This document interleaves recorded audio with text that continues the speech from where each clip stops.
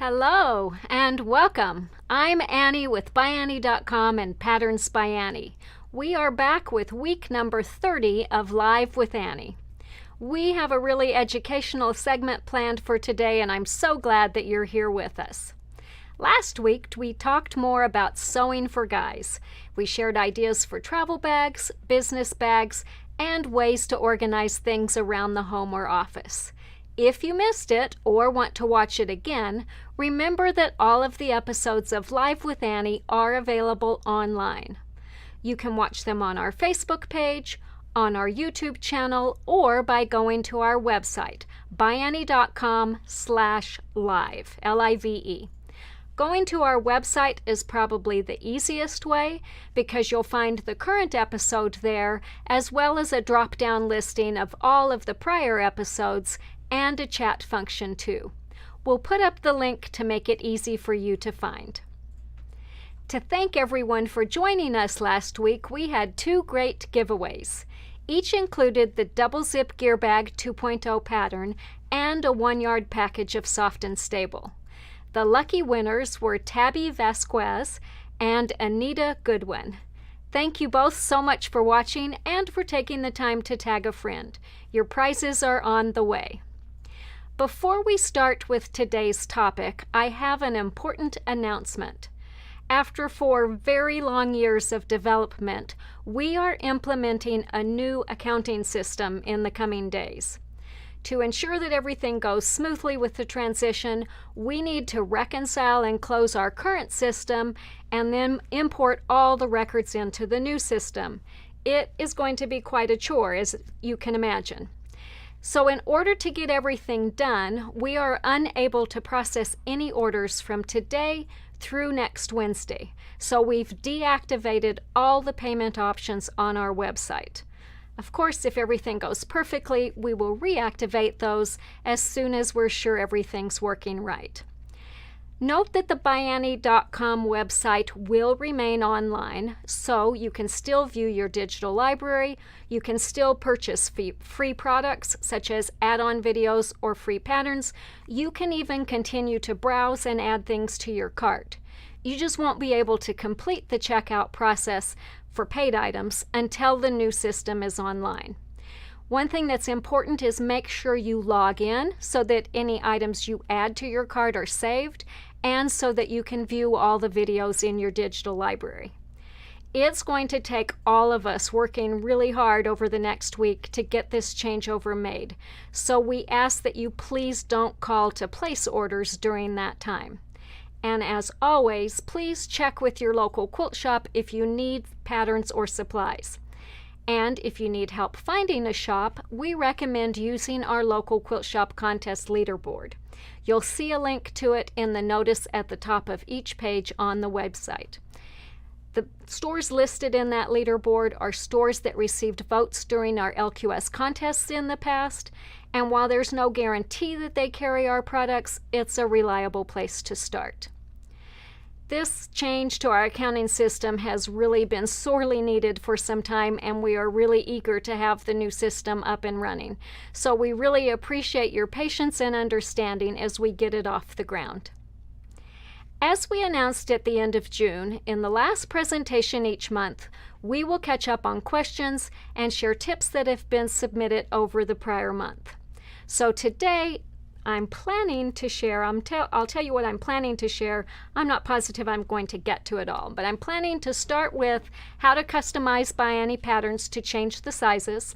Then we'll talk about adapting a pattern to use slicker or to skip quilting, how to read Australian in a Lynne Wilson pattern, and tips for using and storing the labels included in our patterns. If we don't get to the labels this month, we'll cover those next month.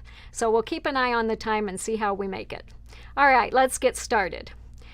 We are often asked for help adjusting patterns to change the size, so that's where we're going to start today. Before we start though, I have 2 caveats.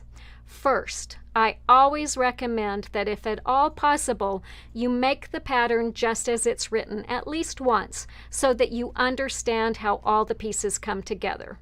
That will make it so much easier to understand what will be affected by any changes that you make as you adjust sizes.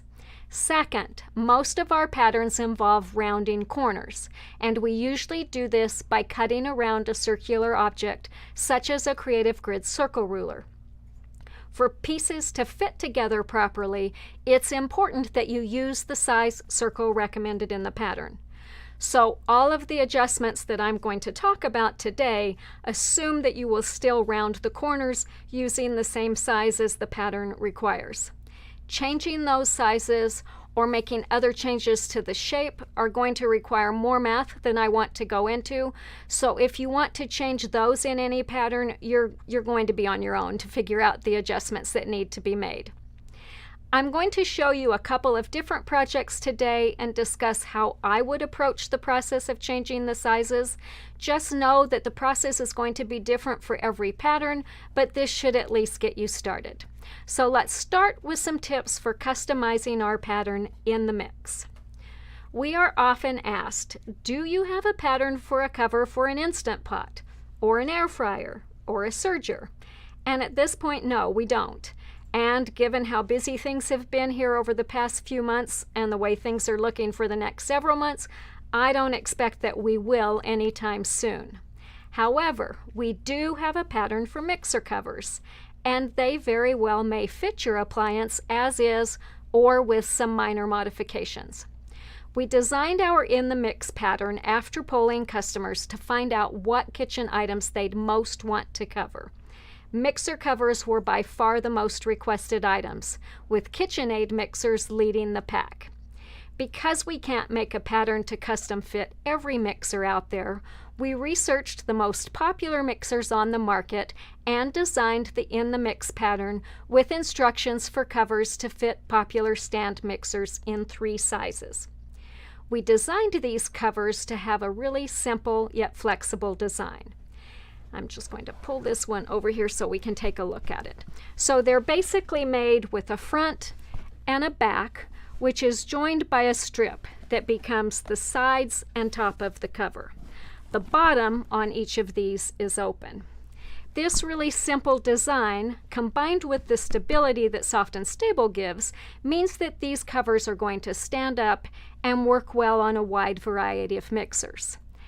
And though these covers were designed specifically for mixers, here's the good news. They'll fit other kitchen appliances and sewing equipment too. So for instance, this is my Instant Pot. This is the medium-sized In the Mix cover. So you can see it works. This is my air fryer under a large In the Mix cover. I didn't bring my Bernina serger, but I can tell you that the large cover also fits it well. So as you can see, depending on how close of a fit you want, the covers probably could work just as they are for either of those appliances. With a few modifications, they could fit perfectly. So how do you determine whether one of the sizes in the pattern will work for your appliance, and how do you make adjustments if you need to? Let's start by talking about the easiest way to test the fit. Ask your local quilt shop to schedule a ByAnnie trunk show and bring in a set of the In the Mix covers. We've made a dozen models of this pattern, and each model set includes all 3 sizes. Stores can borrow 1 model or 50 models for a trunk show. They get to keep the models for a month, so there's plenty of time for you to check them out. Our only requirement is that the store purchases 6 patterns for each model that they borrow, and that they pay shipping each way. There's nothing like seeing the models in person to understand how they're made, so be sure to let your local quilt shop know that you'd support them by buying patterns and supplies if they bring in a trunk show. If you don't have access to an actual sewn model, the next best way to determine if any of the covers in the pattern will work is to measure and compare. You'll begin by measuring your appliance. Then you can compare its dimensions to the measurements of the mixers for which the pattern was designed. Let's talk first about how to measure your machine. Then we'll discuss some items to consider if you want to make adjustments to the pattern sizes. So we're going to start by determining the basic measurements of my Instant Pot. And when you buy the In the Mix pattern, on page 2 there is a little chart that has a blank column. In fact, I've got one right here. Jake's going to put it up on the screen a little bit later. But there's a column down at the bottom that has the 3 sizes for which the pattern is designed, and then a column where you can put in the measurements of your particular machine. So those are all right there and makes it easy to find. To accomplish the measuring most easily, I recommend that you get out your rotary cutting mat and some rigid rulers. And I like to use at least 3 rulers. Today what I'm using is a 12.5-inch square, a 16.5-inch square, and a 6 by 24-inch rulers. Using rulers rather than a measuring tape takes all the guesswork out of measuring. And I want to be able to stand this largest ruler upright, and I want to make sure that it's straight up and down. So what I've done is taken my 12.5-inch ruler and just taped it in the middle of it so that I can basically stand it up by itself. I didn't think about this when we filmed the add-on video for In the Mix, but if you haven't done that, this is a really nice little tip that makes it easier. And I just ran a little bit of painter's masking tape on each side of the small ruler to make so it's going to be easy to remove them when I'm done. One really important tip when you're doing this is the one that you're going to stand up and measure from. Make sure that you put the numbers start at the bottom so they go from 1 up, because you're going to be looking at the measurements on the ruler and you don't want to have to do the math of subtracting where you are. So 0 down at the bottom, working its way up. So then I'm going to basically also use the lines on my mat for measuring. So the first thing I want to do is position my Instapot on my mat, and I want to get it so that this side is along the 0 axis here, and the back of it's on the axis here. And I can tell you, my eyes can't see that. I think I might have it positioned where I want, but it's not until I stand the ruler up next to it that I know for sure if I'm there. So I'm going to take this ruler and I'm going to line it up so it's right on the outside of that line, so that when my Instapot is right up next to it, I know that it's starting at 0. Then I'm going to do, and you're going to notice that I put another little mat next to this here because I want this ruler to stand up by itself. I don't want it to, be crooked back here. So you might need to use 2 mats to get that to work right. Then I'm going to take this one on the back, and wow, I'm actually really impressed. That one I think I can't tell because my mat's not here. I can't tell if this is upright or not.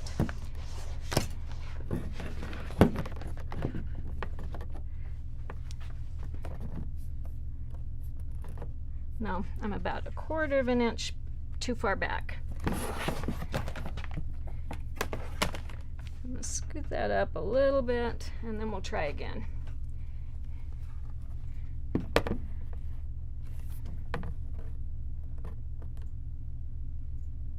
That looks right.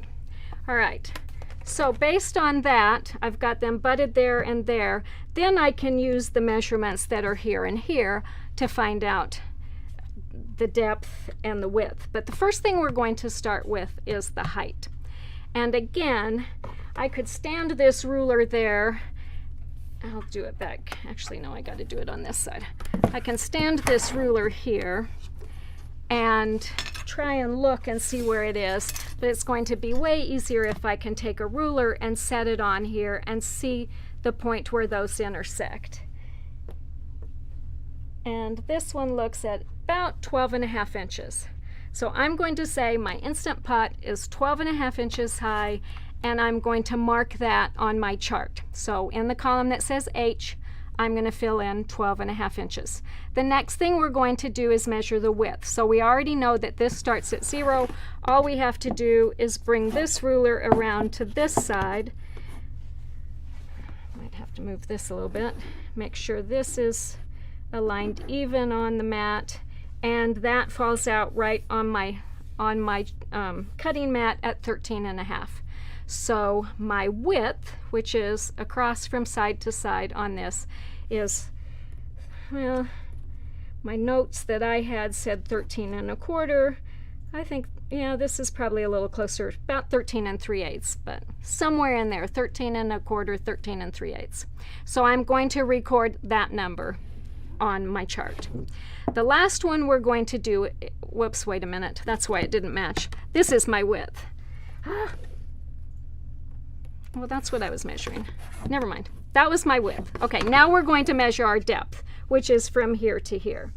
And that one falls out at, it looks like 13 inches. Does that match mine? See, that says 12 1/2, which makes me wonder if I didn't have this quite so far back. I think that we're going to go with the measurements that I'm coming up there because I'm not seeing this as easily as I could normally.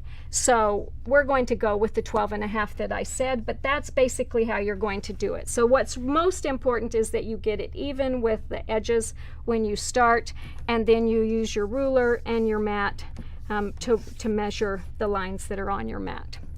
So once I've got those all measured, I'm actually going to get these out of here so I don't break any of them. I think that's one of the biggest disappointments to a quilter is when you break or chip your rulers. Once you do all that, then you're going to fill them in on your chart. And then your goal is to find which one is closest to the machine. And when I look at my chart, there's one number that's exactly the same, and that's the height. So my Instapot is 12 1/2 inches. The small cover is made to fit a 12 1/2 inch high mixer. So that's awesome. And if you look across at these other measurements, all of those are narrower. There's 9, 9, and 12. Mine's 13 1/4 wide. And depths are 13 1/2, 14, 14 1/2. Mine is only 12 1/2. So mine's shorter this way, wider this way. So how do you decide which of them is closest? Truthfully, you could start with just about any of them and make the adjustments. But here's a really helpful tip. The way this cover is designed, it has pockets on each side. And the height of those pockets is determined by the height of the cover. So when possible, I recommend that you go with the cover whose height is closest to your machine. That way you don't have to make as many adjustments because you can just keep the height of the pockets as it's suggested in the pattern. So based on that, I'm going to use the small cover as my starting point because its height is exactly the same as my Instapot heights. Here's some other things to consider. First, the cover doesn't have to be an exact fit. As you can see, this cover stands up all by itself. So making a cover that's larger than the mixer or the Instapot would certainly be an option. So for instance, if you look at this large cover, I can set this on top of here and it works okay. So, you know, it's a little bit bigger than it needs to be, but, you know, if I didn't want to make a ton of them and I thought I might get another appliance, I might decide that's fine to just have it a little bit bigger, in which case you don't have to mess with changing anything. The other thing to know is that most appliances aren't rigid boxes. You know, they're not square. And so while this measure is 13 1/4 inch wide at its widest point and 12 1/2 inch deep at its deepest, the actual pot part measures closer to 11 inches by 11 inches. So I could get by with measurements that are a little bit smaller. And because there's no bottom in the cover, if you look at this one, you can see I can put it on here and the sides can push out as they need to fit. So even if it's not exact, it's going to work. So here's the adjustments after I considered them that I'm going to make. So I'm going to keep the height of my new cover exactly as the small is designed, but I'm going to add 4 inches to the width. That's a little bit less than what my measurements said it needed to be, but again, the whole machine isn't that wide, and I think that's going to be fine. And then I'm going to take 1 inch off the depth because mine measured 12 1/2 and the small is designed to fit a 13 1/2. So let's talk about how changes in any of those measurements are going to affect the pieces of the cover. I'm going to just get this out of the way because I think we're done with that. So if you look at the cover, and I'm going to turn it, should I turn it right there so they can see the front? Is that the best place? Yeah, all right. Tiny bit? All right, so any changes to the height are going to affect the height of the front and the back, any pockets that are on those, and also the side strip because it's connected to the front and the back. A change to the width is also going to affect the front and back, their pockets, the pocket bindings, the zippers on the pocket, and the side strip because it's going around that. If you change the depth, which is this measurement on here, it's going to affect the side strip and its pockets and their bindings. So the In the Mix pattern and the add-on video that go with it give you some great tips for adjusting those measurements. But since we've filled our chart out and we have actual numbers, let's just run through those changes needed because that's going to kind of help you see the process that I go through. So the way I would approach this is I would start first by going to page 4 of the pattern and making some notes on the cutting layout. And Jake, I think, is going to put that up for you too. So if you are going to customize a cover, I'd recommend that you make a copy of pages 2 to 4 of the pattern, label them Instapot cover so that you know what the measurements are for, and that way you've got all your measurements written down, you're not getting confused, and if you decide to make another cover someday, it's all there ready to go. So I think it's easiest to start with the quilted pieces. So we're going to go here and just start changing the pieces that need to be changed. So again, we're not changing the height, so our pieces that we're cutting are going to be left just the way they are, but we're adding 4 inches to the width. So all you have to do is take the number that was there, 9 inches, add 4 inches, 4 inches to it, and so we're going to cross out the 9 and write 13. That's going to affect the front and the back and also pockets A and B. Again, we're going to leave their heights just the way they were because they fit fine on that small cover. All right, pockets C and D are side pockets. So they're affected by the height and the depth. And again, our height's not changing, so we don't need to make any change to that, but we do need to change the depth. We're making our depth 1 inch less, so the pattern had called for a 13.5 inch piece. We're just going to cross that out and write 12.5 inches. The last piece to change is the side strip. And this is the most complicated one because it's affected by the height, the width, and the depth. So let's do the depth first because that's really easy. Again, we're making our depth 1 inch less, so we're just going to cross out the second number there, which is the width, and we're going to change that from 13.5 to 12.5. So we just took the 1 inch off.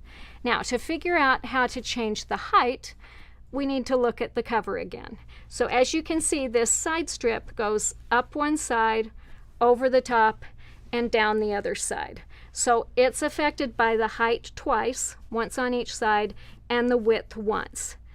On this particular one, we're not making any changes to the height, so we don't need to add anything for that. We just need to add for the change to the width, which was the 4 inches. So on this piece, this one is set up so that you're cutting one long piece that comes all the way around. So the first number, the 31 inches, we're going to add 4 inches to that, and that's going to make 35. So once we've got that done, we've got all of our measurements filled in, and then what you're going to need to do is add those dimensions together to figure out what size you want to cut your quilted sets. So again, we added 4 inches to the front and the back, which adds 8 inches to it. So we're going to cross out the number up here at the top that said 20 and change that to 28. We didn't change any of our heights, so we can leave that just as it was. On the side strip, we're going to cut it 1 inch narrower, so that's going to become 15. And we're going to cut it 4 inches longer, so by 37.5. And then our quilted set B, which I skipped, again is just 1 inch narrower. So instead of 16 inches wide, it's 15. So make those numbers there, and then you'll know what sizes you need to make your quilted sets. Now, here's where you need to make an executive decision. According to this, our quilted set A, we want to make 20 inches wide. Quilted sets B and C are both 15 inches wide. If you add 28 and 15, you get 43 inches. Most quilting fabric is only 42 inches wide, so you might be a little bit short. But each of these sets has about 2 inches of wiggle room built in, so I think you'd probably be fine, especially if you left the selvages on when you quilted it. But sometimes, I mean, it's going to depend on the pattern. That might mean you need to buy more fabric. So this is why I recommend starting here, because you really need to do these calculations before you purchase your fabric. Once you have all of that figured out, then I recommend that you go to page 3 of the pattern, which gives you all of the cutting instructions, and Jake's going to put this up, and go through those and make the measurements. So some of them are ones that we've already determined right here, but know that you really need to look at every single piece and see how the adjustments are going to affect those.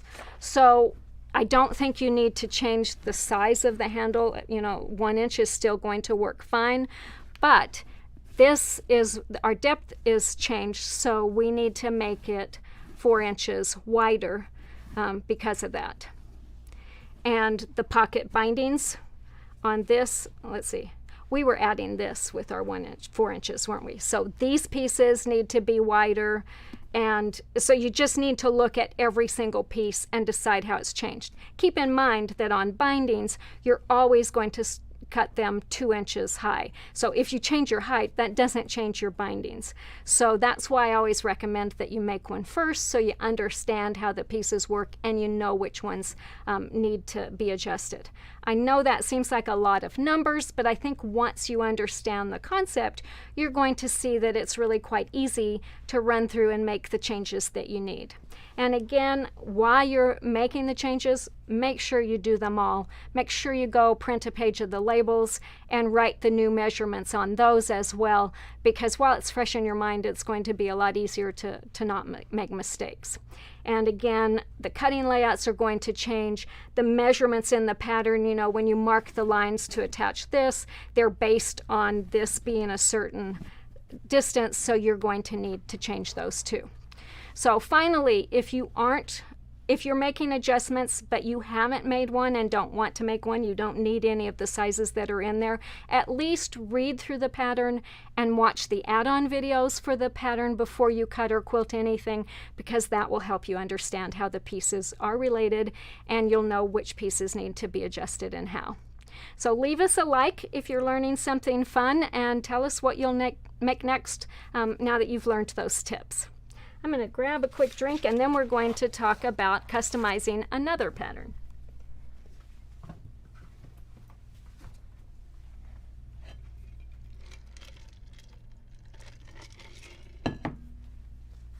So a couple of weeks ago, as we were looking at our computer bags, Susan D. asked, "Do you have a bag large enough to carry a cameo or a Cricut?" And Leslie, who helps us answer questions each week, thank you, Leslie, suggested that she take a look at our pattern Picnic in the Park. And I thought that was a really great idea. I'm going to turn this around so you can see the front of it. So it has really sturdy handles. It also has a padded carrying strap that makes it easy to carry. And it has a zippered top that opens for really easy access to everything inside. So it'd be really easy to put a machine in and out, and the interior is wide open. So it'd be easy to take the machine out, put it back, and it has the ability to add a base stabilizer in the bottom, which I think you'd want for a heavy machine like that. So with some adjustments to the size, I think this would work really well for a Cricut or a Cameo cutter. Susan wrote that her cutter measures 8 inches high, 23 inches wide, and 7 inches deep. And the Picnic in the Park measures 8.5 inches high, 16.5 inches wide, and 9 inches deep. So it's about 2 inches deeper, It's short, it's about a ½ an inch taller, and it's quite a bit narrower. So really the only dimension that I would for sure change would be the width of the bag, because I don't think that ½ inch height and 2 inches of additional depth would be any problem, especially if you're going to put anything in the pockets on the inside. I mean, you really want to think about what you're going to carry and adjust those as you need. So again, Susan said her Cricut was 23 inches wide, and you are going to have seams on the side, so I'd make the bag at least 24 inches wide. Maybe more if you think you're going to store things on these inside pockets that go around the bag, because you want it to be easy to reach in and grab the machine, but you also don't want it so loose that things flop around inside. So let's say that we decide we'll probably carry some things in those pockets, so we want to make the bag 25 inches wide, or 8½ inches wider than this current pattern. Here's what you'd need to change. So you'd need to add 8½ inches to the width of the lid. You'd also need to add that to the width of the base and the base stabilizer sleeve, which goes on the inside. There are also pockets that are on the front and back that are attached here and here, so you'd also want to add 8½ inches to the width of those. All right, you'd also need to add 8½ inches to the width of the side strip that makes the front and sides of the bag, and to the width of the back strip. So your side strip goes from here all the way around to here, and then this is your back strip. So if you added 8½ to each of those, you'd have enough to go around the bag, because you have to do that twice because you've got a front and a back both. All right, so this is where things get a little bit complicated. If you add 8½ to this side strip, that's going to make the piece that you need to cut 45 inches wide. The back strip would be 23½ inches wide. Again, most quilting fabric is only 42 inches wide, so you need to make some decisions. You could, in other patterns, you could make this shorter and this longer to make up some of that difference, but that's really not an option in this bag, because you want the zipper to come all the way around the sides so that you can easily open the lid, so you don't want your zipper to stop here and here. So what I would do is I would probably piece a piece of fabric to make a wider piece before I quilt, so that I have a wider piece that I'm quilting. Or since we usually work with pre-quilted fabric, I'd join 2 pieces to make the strip that 45 inches wide. And we covered tips for that in some of our previous Facebook Live episodes. If you haven't seen those, you can go watch those, or you can go to your digital library on the website and check out our Using Directional Fabrics video. That's going to have some really good tips for doing that. Once you've got that decided, you're going to need to decide whether you're going to keep the pockets on the inside, and if so, you're going to need to adjust those the same way. I think you could get by with keeping your handles just the length they are and positioning them just as they were, but if for some reason you wanted to scoot those out some, you'd probably want to add some length to those as well. So that's kind of a quick overview of how you could customize Picnic in the Park to carry a Cricut cutter. So I hope those tips were helpful to you and give you some ideas of ways to customize our patterns. We'd love to see what you make, any custom covers or bags that you make, so be sure to send us pictures and tell us your stories. If you enter our monthly photo contest, you'll even get a chance to win a $50 shopping spree at ByAnnie. So for more information about that, just click on the photo contest/gallery tab that's on our website. And on that note, here's a fun picture that we recently received from Mary A. She had watched our Facebook Live in June where we showed how to make a fabric banner, and she was inspired to make both a Celebrate banner and a Welcome banner. Mary volunteers at UTD with international students, and she said, "This was the perfect thing for us to have when we celebrate birthdays or when we temporarily house the students when they first get here." I really loved seeing what she did, so thank you so much, Mary, for sharing it and for making those international students feel welcome. All right, I need one more drink of water. If you are just joining us, today we are sharing tips, tricks, and techniques. We just talked about how to use the In the Mix pattern to make a cover for another appliance, such as an Instant Pot or air fryer, as well as how to adapt Picnic in the Park. Next, let's talk about how to customize a pattern to add a wipe clean vinyl lining. And for that, we are going to talk about these two bags. So I recently received an email with this note. I'd like to make a pattern that calls for quilted fabric, but I want to attach slicker to the lining so that I can wipe it clean. How do I adapt the pattern to do that? And that is such a great question, and we can actually kill two birds with one stone as we answer it. First, we'll cover how to adapt a pattern that's designed for quilting to be made without quilting, and then how to adapt a pattern to add slicker to the lining. Those are actually related because you don't want to attach slicker, because you do want to attach slicker to smooth fabric, and you don't want holes sewn in it, so you want to skip the quilting on a project that uses slicker. So let's look first at these two models of Grab Some Grub. This pattern actually includes instructions for making one with quilted fabric or one made with non-quilted fabric and adding slicker to the inside. So it's a great one to demonstrate with, or if you want to learn those techniques, buy that pattern and it will walk you step by step through the steps to do either one. These techniques are going to be the same if you want to adapt another pattern that's designed for quilted fabric. So let's start first by talking about what's different about the quilted and the non-quilted versions. So when we discovered slicker, which is an iron-on vinyl that turns any smooth fabric into a laminated fabric, one of our first thoughts was, wouldn't this be awesome on the inside of a lunch bag so you could just wipe it out? But when we thought about doing that on Grab Some Grub, we realized that if we attached the slicker to the lining before we quilted, we'd have holes through the slicker at every quilting line, which would defeat the waterproof features. And if we waited to attach the slicker after the fabric was quilted, we'd have problems with it sticking because it needs to be applied to a smooth fabric. So the main difference between these two bags is that we recommend slicker only on the non-quilted version.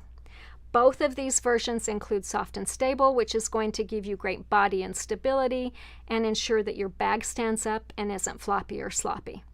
And remember that Soft and Stable washes beautifully, so you'd certainly be able to throw your Grab Some Grub bag in the washer and dryer. So if you prefer the quilted look, you'll still get lots of long-lasting wear from the bag. The only other difference is when and how the main and lining fabrics are attached to the Soft and Stable to prepare the pieces for the bag. Once that is done, the pattern's exactly the same for both of them. So I've got some pieces here cut out that we're going to run through real quickly.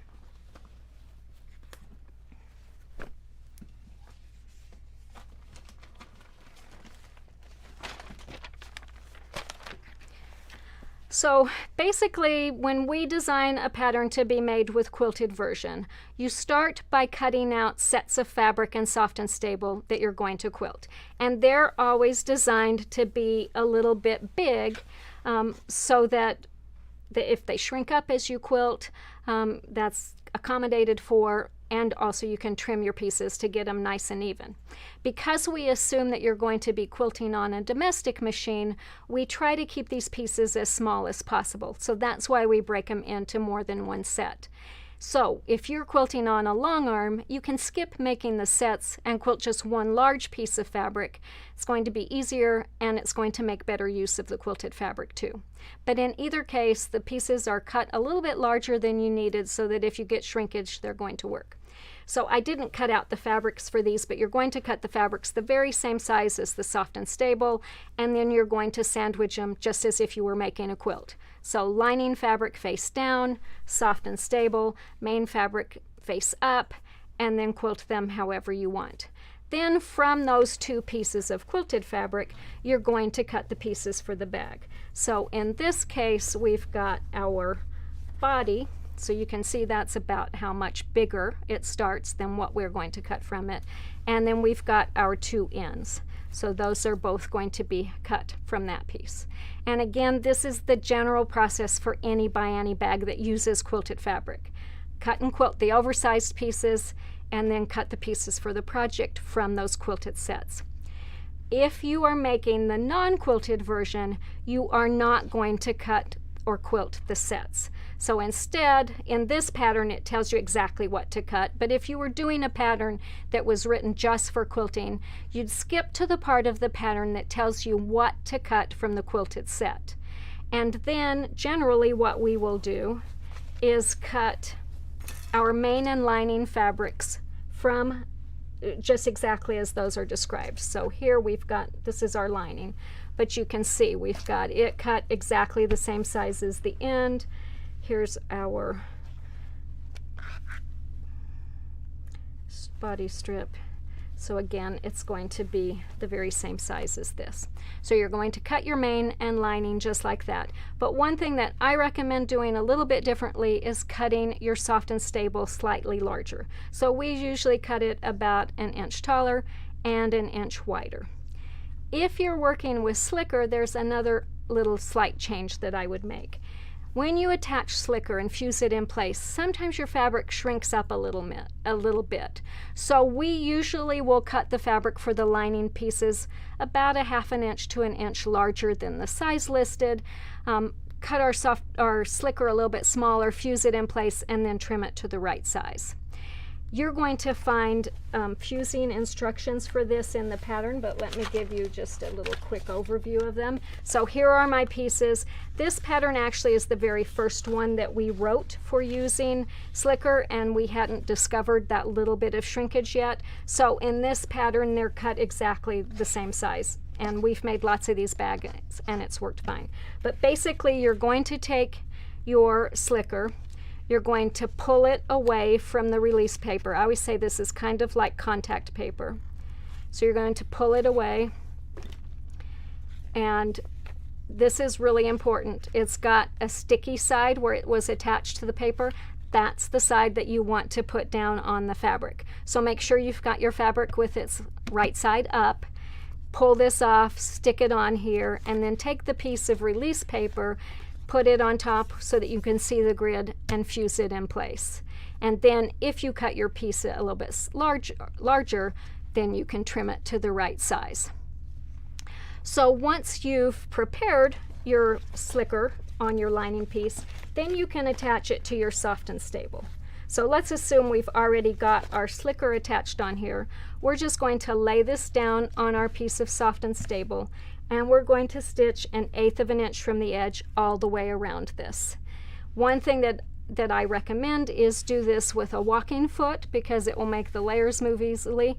I actually don't like to do it with my walking foot because it has such a wide opening, it doesn't hold it down well. So I use my stiletto to mimic the action of a walking foot, and I just hold it at a right angle to the fabric about 1 inch ahead of where I'm sewing, and get that stitched all the way around.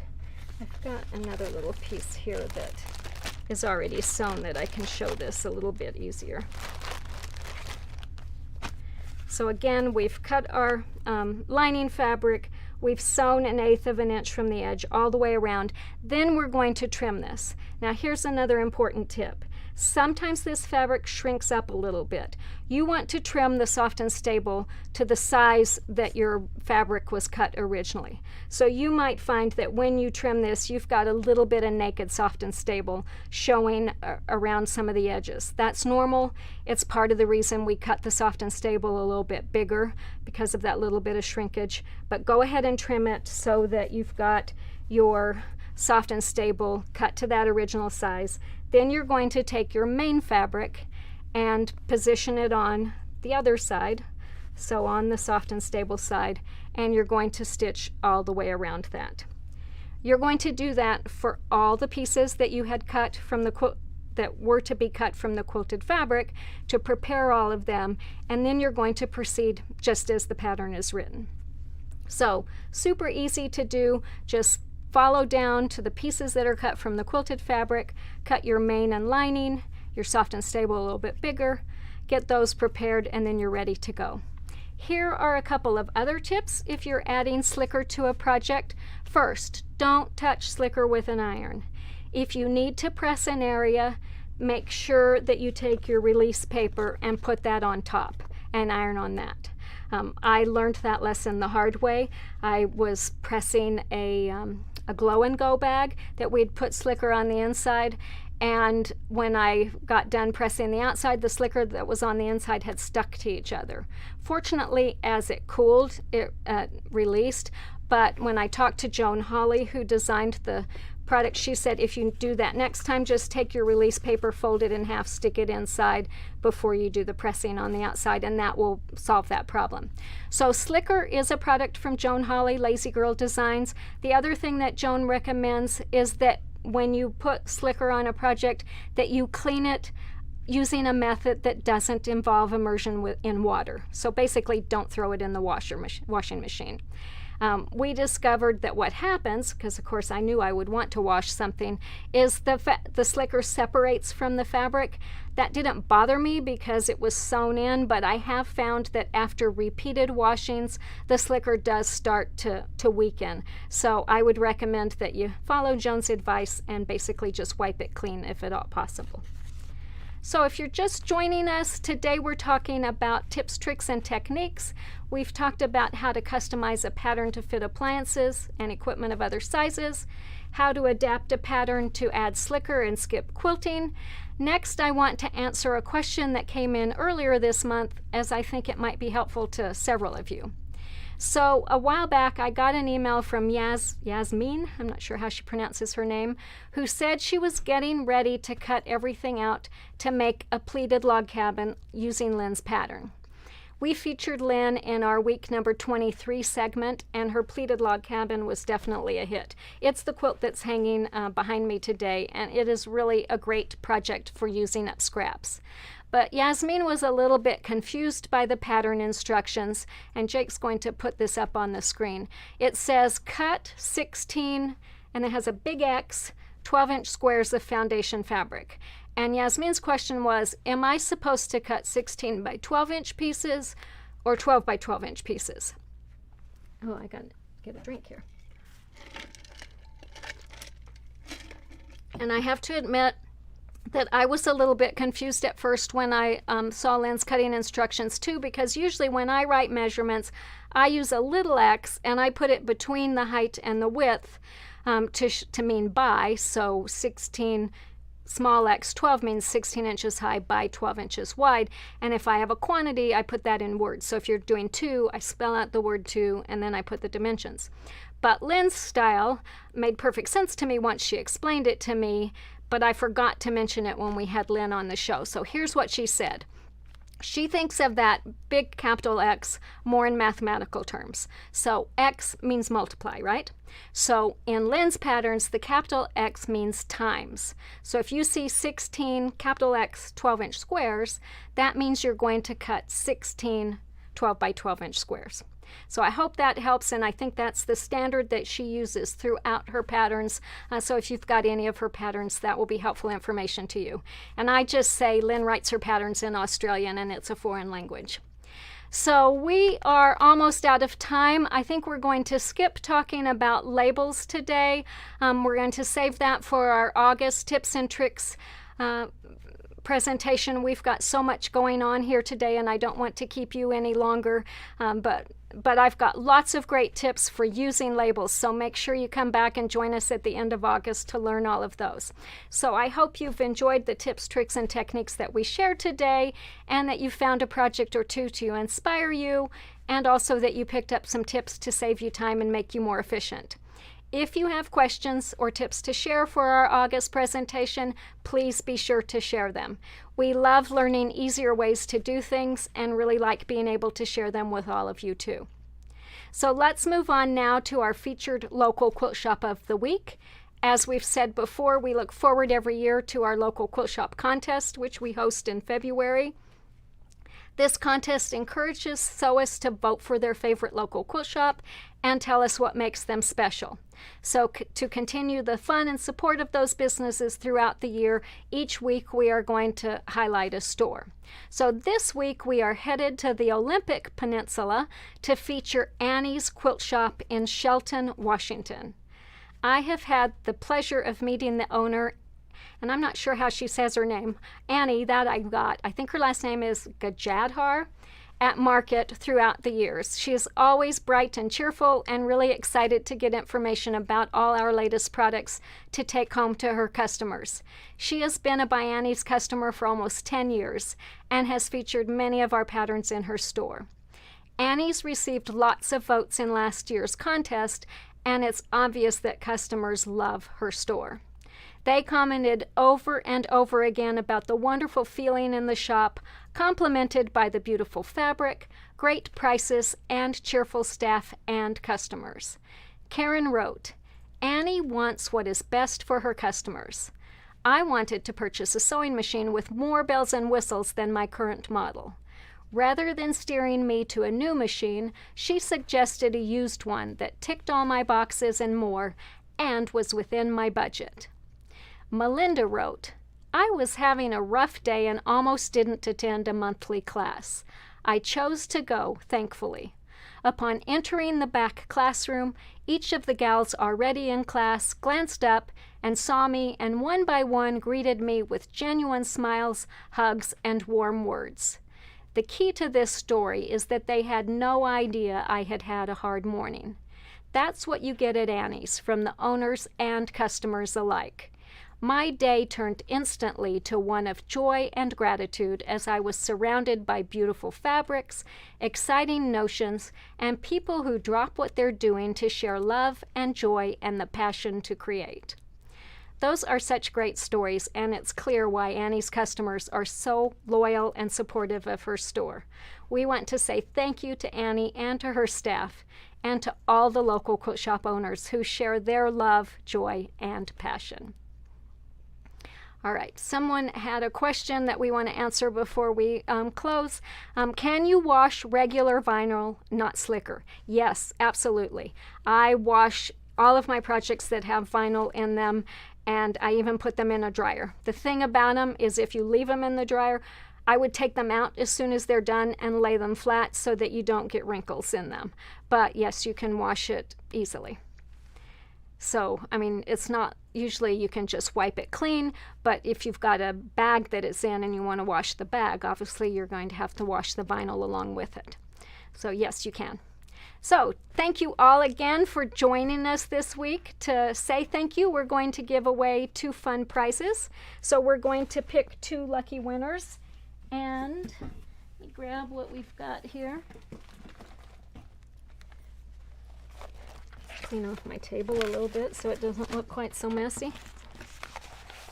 All right, so the first one is going to get the Grab Some Grub pattern, and that again includes a coupon to get the add-on video free, and also a package of Slicker, which is our iron-on vinyl laminate. So that will make, I think, only one of the bags.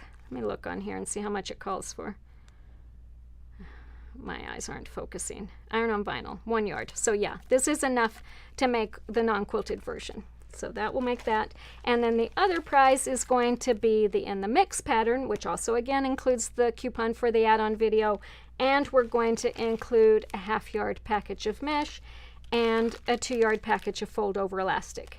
And that's enough mesh and fold over to make all 3 covers in the pattern. So you should have plenty to make almost any custom size cover too, unless it's really huge.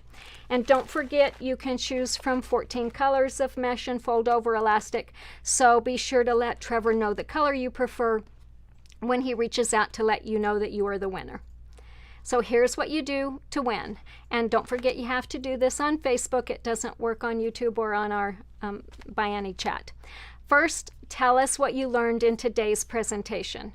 Which of the patterns did we showcase today that you'd like to make next? Are you going to make it for yourself or someone special? Are you going to customize it or make it just as it's designed? Also, do you have some tips to share? We love to hear from you, so please share your comments with us. Next, tag a friend. We really want to spread the word about our weekly Facebook Lives, so please share with someone who you think who would enjoy these presentations.